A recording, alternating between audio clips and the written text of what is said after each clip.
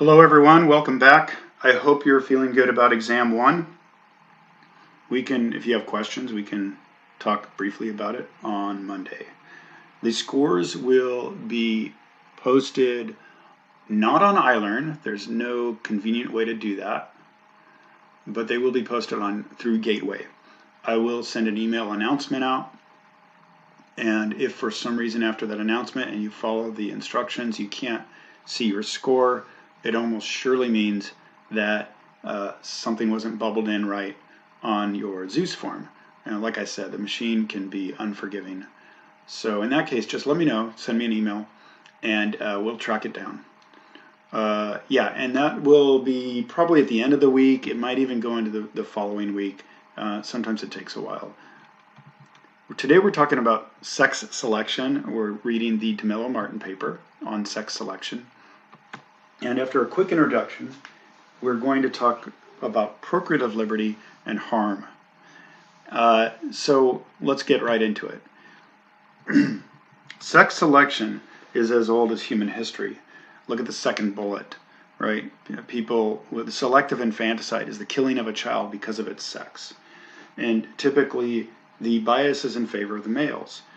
So not always, but when someone conducts sex selection of some kind, it's often, but not always, killing, in the case of selective infanticide, killing a baby girl.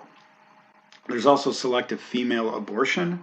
Again, it could just be selective abortion, but it's typically selective female abortion, aborting a pregnancy because the sex is female. There's PGD, which by now you should all know means pre-implantation genetic diagnosis, where you're taking an embryo, you're diagnosing the sex. And by the way, we use the term sex in the medical biological sense, and not to discount the other understandings and gender. We're going to talk about that to some extent, but right now we're just using the term sex that way. And so PGD is the pre-implantation genetic diagnosis, in this case applied to the embryo to determine the sex. And then the question is, for a would-be reproducer, should this embryo be transferred for a pregnancy? Finally, there's sperm sorting. The sperm contributes either the X or Y chromosome, which determines the biological sex. And that is not nearly as controversial as PGD, and so we're going to focus on PGD. Also, the first two, although they're controversial in the moral sense, they're people that are horrified by the practice. There isn't an interesting ethical debate being had. So we're focusing on PGD. Of course, that's using technology to make this determination. Finally, there are two finallys. Sex selection here means sex selection for social reasons, not for medical reasons. One might have a medical reason to conduct sex selection. For example, you might have a gene, a disease gene, so-called disease gene, that would be passed on to a child of one sex but not the other. And so you have a medical reason to conduct sex selection. And so we're not debating that right now. Sex selection for social reasons is where the would-be reproducers decide, I think it would be better to have a girl or better to have a boy. We'd prefer to, right? And so we want to engage in PGD. We want to use PGD to engage in sex selection to do this. What was the other thing I want to say? The other thing I want to say is this map here is, I almost took it out. I probably should have. I'm going to move it because it's a little misleading. It represents sex ratios. So here you have Russia, and the redder a region is, the more females. The bluer it is, this is Saudi Arabia, the more males. Here you have China and India, and over here South America, Mexico, and North America. Okay, geography lesson, yeah. Obviously, in different countries and areas and continents, you have different sex ratios. But the reason it could be misleading, or it's potentially misleading, is these are not all a result of sex selection. Sex selection can play a role, of course, but other things do as well. For example, you have death rates that are different depending on all kinds of things, and it varies by society, by country. You have migration patterns. You have things that determine death rates, like wars and so on. So there are all kinds of reasons why we have these different sex ratios. And of course, there are just naturally occurring non-social reasons for sex ratio variation.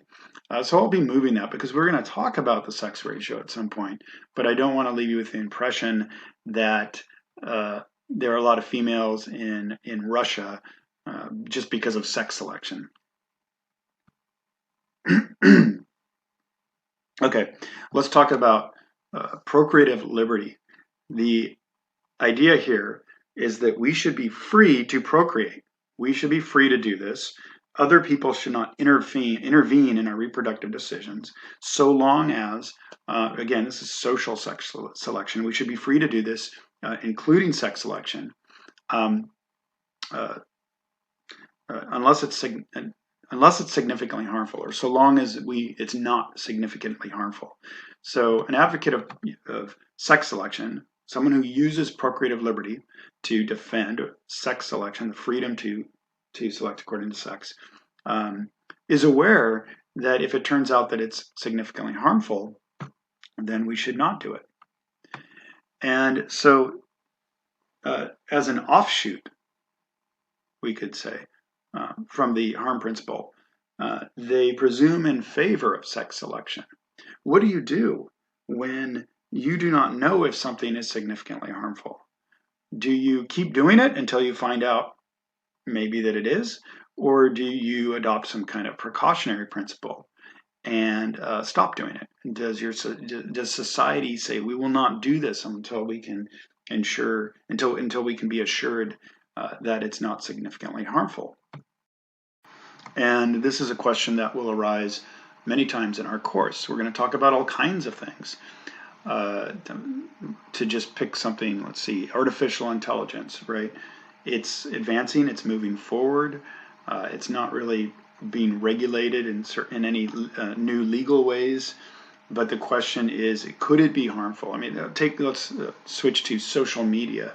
There weren't too many people worrying that social media might be harmful, and people, in fact, it was a celebrated, kind of online internet flourishing, and now people are second guessing it, thinking, rethinking that maybe it does cause harms to society, to our political system, spreading all kinds of medical misinformation.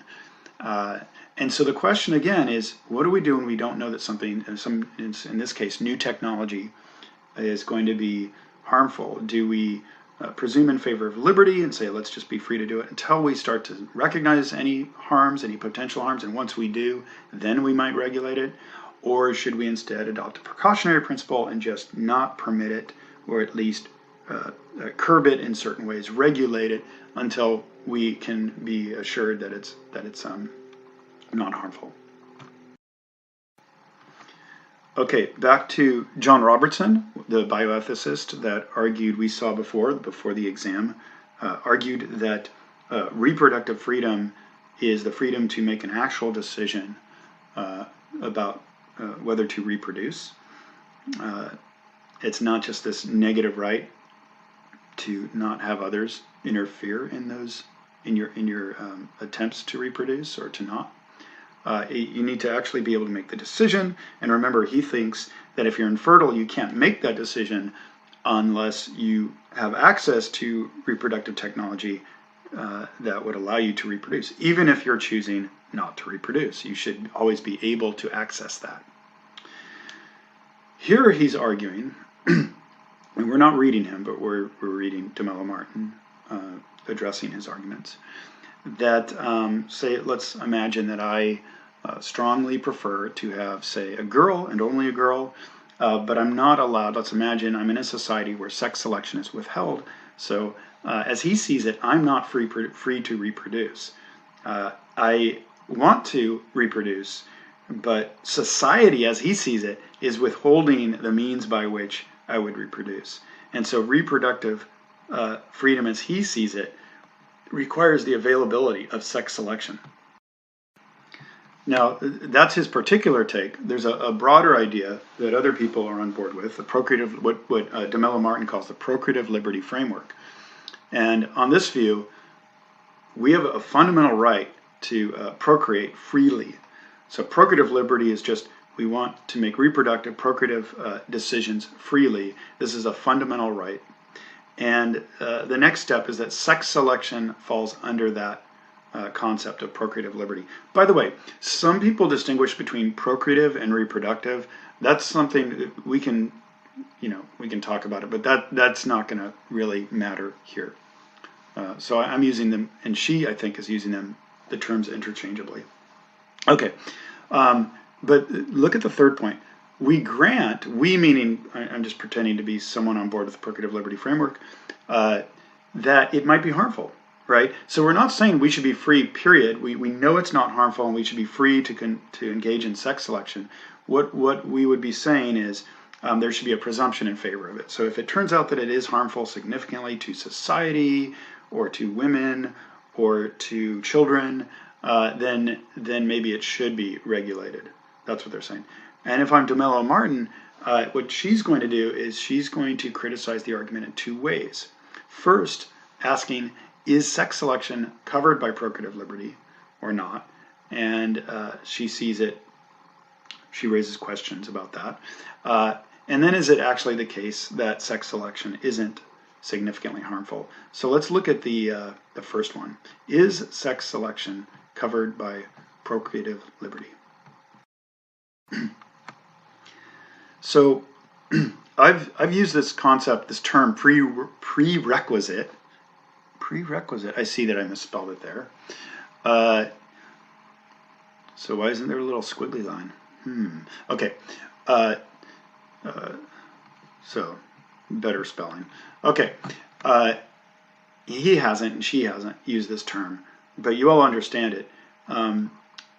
So Robertson is saying that if my prerequisite to deciding to reproduce is that I, going back to the example, have a girl and not a boy, then I need the means, if society can provide it, to make that decision, right?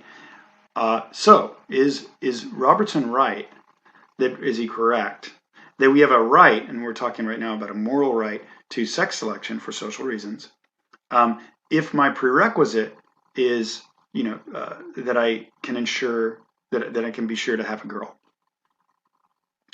So she gives us an argument by analogy. We in fact have two arguments by analogy. And when you have an argument by analogy, you can ask as a critic, as a skeptic, as a thinker, is this a good analogy? And does the analogy itself, the analogous argument, hold? And so you can do that with, I encourage you to think that way when we look at these analogies. So let's imagine that I wouldn't go to college unless I could go to the college that all my friends are going to. Maybe my friends got into a college and I didn't. So my prerequisite to going to college is that I get into the college that my friends got into. And of course, the state does not guarantee that I will be able to attend the college my friends go to. I didn't meet the standards, right?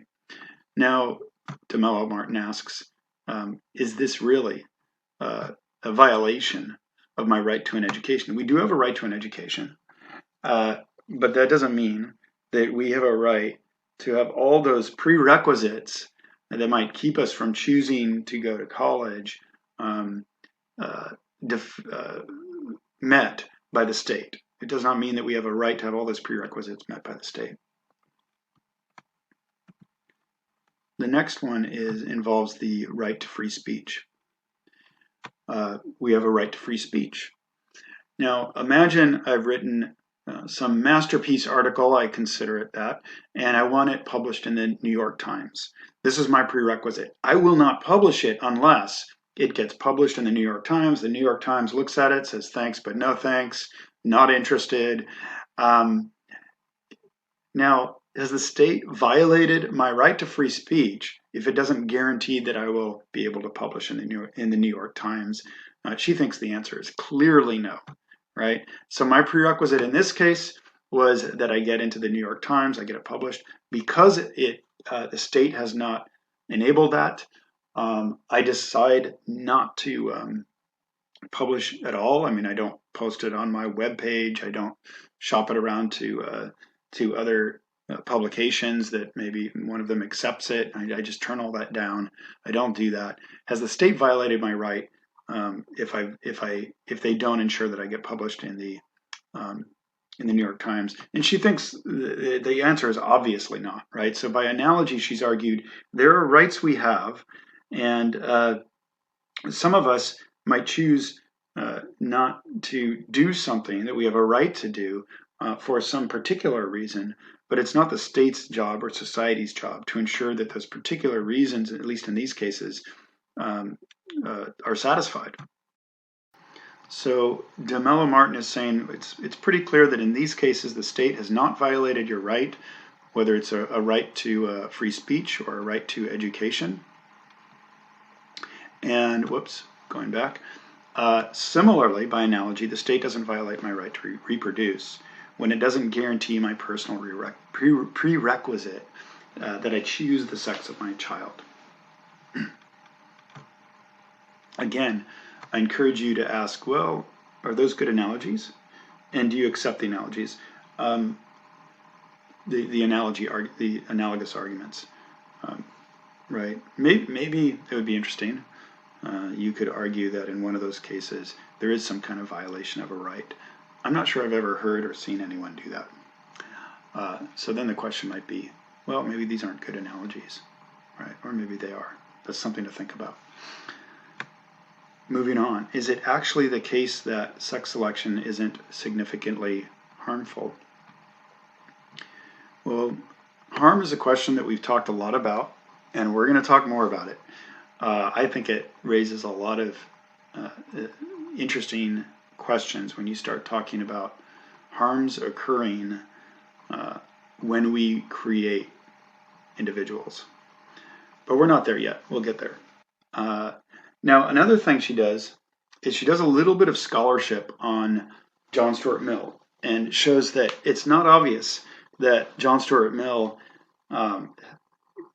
took his principle, the harm principle, as literally as people are inclined to take it today. So he did write it, but in his work, you can find him in other places advocating something that seems to be a violation of the harm principle.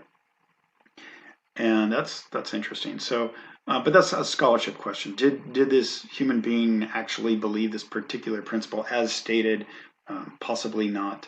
We're not going to get further into it because I think what's interesting is the principle itself, whether it was articulated by someone who didn't fully believe it or not. We're focusing on these principles that would direct our actions and shape our society. And so here she's looking at this question of whether it might cause harms, and she's going to focus on harms to society and harms to children. And we're probably in the last few minutes, I see, because as you know, I like to keep my two sections as close to each other as possible. So we'll talk only about harms to society and pick it up with harms to children on Monday.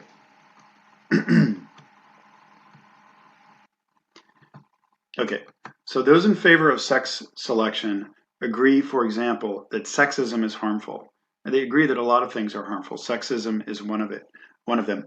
But they deny that that sex selection itself is increasing sexism in society, or at least they deny that it must be doing that in all societies. They might, as she notes, say, well, in some societies it does seem to be a problem, and in others it doesn't necessarily seem to be a problem. They also point out, this is the second bullet, that you don't have to be a sexist to want to engage in sex selection, even sex selection for social reasons. For example, the parents might want to, as they say, balance the family. We have two boys. It'd be nice to have a girl. It would just be, we prefer that for that reason. We're not saying that that girls are better. Had we had two girls, we might choose to have a boy. So it doesn't involve evaluating people according to their sex, but it does involve some belief that there is a difference and that there would be some kind of balance if you selected one sex over the other. Or the parents might feel that they'd be better raising a child of one sex as opposed to another. So someone might just say, I think I would be better raising a son than a daughter, or I think it'd be better raising a daughter than a son. And so again, they're not necessarily evaluating, is it saying sons are better or daughters are better. They're just saying that this would be better for the family, or I'd be a better parent, etc. Okay, is that the last one? Okay, there's a little bit more. So she spends a lot of time talking about how motivations, the motivations of the person who wants to engage in sex selection, can be opaque. We can just be wrong about that. I think that's pretty clear. That we can't know the motivations of a person. They might claim, I mean, the person, you yourself might not fully know your motivations for doing something. We have a lot of reason to believe this. So also if the question is, are you motivated by sexism? Well, the response is that these motivations don't really matter. That whether you're motivated by sexism or not is not the problem. The problem is, does it enhance sexism in society? So look at that example. A parent might not believe that one sex is superior to the other, but might still hold beliefs about gender roles that are rigid. And these beliefs about gender roles that are rigid, and they could be also harmful or causing harms to society. So she's not so much interested in whether one has sexist motivations. She's interested in the effect of choosing according to these gender role beliefs and maybe harming society, or as we can see, also harming children. All right, that's probably a good place to pick it up on Monday. So we'll, if you have questions about what I just said about harms to society, we'll talk about that, and then we'll move into the question of harms to children. And I think we'll be moving forward pretty quickly. The next readings, as I recall, the next readings are the Julian Savulescu paper and a paper by Rebecca Bennett. So we'll be picking that up. We'll be getting there probably by Wednesday. Okay, that's all today.